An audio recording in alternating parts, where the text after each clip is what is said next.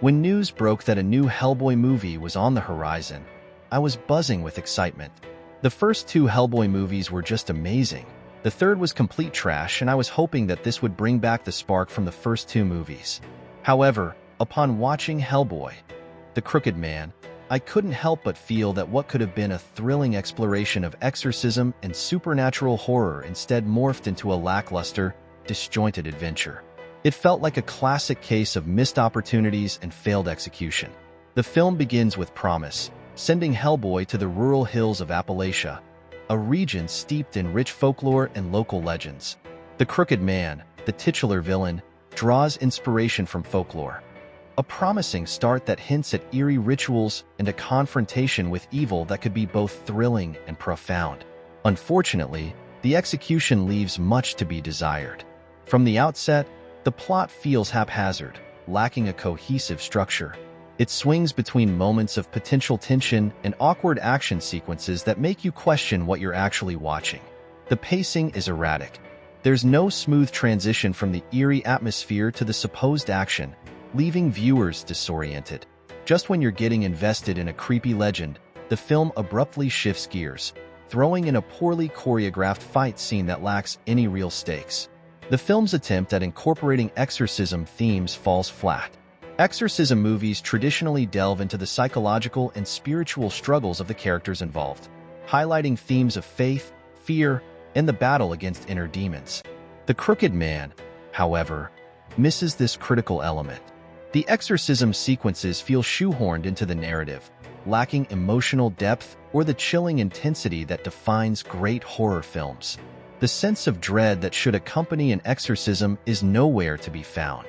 Instead, we're left with scenes that feel like placeholders, devoid of tension and urgency. Let's talk about character development, or rather the glaring lack thereof. Hellboy, known for his rich personality and snarky one-liners, feels remarkably bland in this installment. It's as if the filmmakers stripped him of his essence, leaving behind a shell of the character fans know and love. His interactions feel forced, and the once funny banter lands flat. In earlier films, Hellboy's wit and charm were central to the narrative, providing levity amid the horror.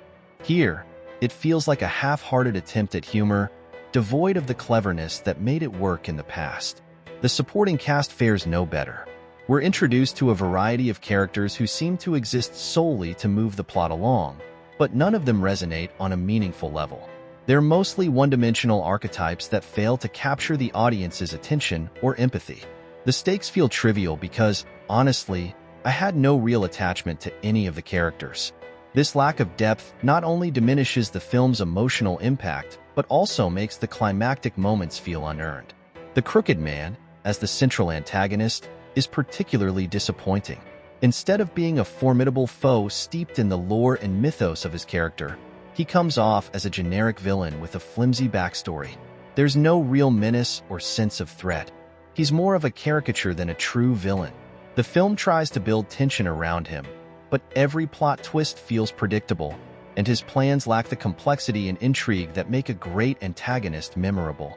Visually, The Crooked Man had a chance to shine. Hellboy's universe is rich with grotesque and fantastical elements, and the previous films often showcased striking visuals that complemented the dark themes. Unfortunately, this film feels visually incoherent. The special effects fluctuate between being impressive and outright cringeworthy. Some scenes evoke the eerie atmosphere of horror, while others seem reminiscent of low-budget B-movies, making it hard to take the film seriously. The cinematography plays a crucial role in horror, and The Crooked Man misses the mark. The lighting feels overly bright in many scenes, stripping away the necessary gloom and dread that should permeate a story steeped in horror. It's as if the filmmakers were afraid to dive into the darkness, resulting in a film that lacks the visual grit essential for creating a truly terrifying atmosphere. The tonal shifts throughout the movie are disorienting, leaving viewers unsure of what to expect next. One moment, it's attempting to be a serious horror film, and the next, it devolves into campy humor that feels out of place. This confusion makes it difficult for audiences to engage fully. You find yourself chuckling when you should be terrified, and vice versa, detracting from any potential emotional investment. What's particularly frustrating about The Crooked Man is the vast reservoir of cultural elements it had at its disposal but chose to ignore. Appalachia is a region rich with folklore, beliefs, and traditions, and it could have been the perfect backdrop for exploring themes related to exorcism and the supernatural. Instead of tapping into this wealth of material, the filmmakers opted for a more generic plot that fails to capitalize on the unique aspects of the setting. Exorcism movies often delve into the psychological complexities of faith and doubt, exploring how characters grapple with their beliefs when confronted by evil.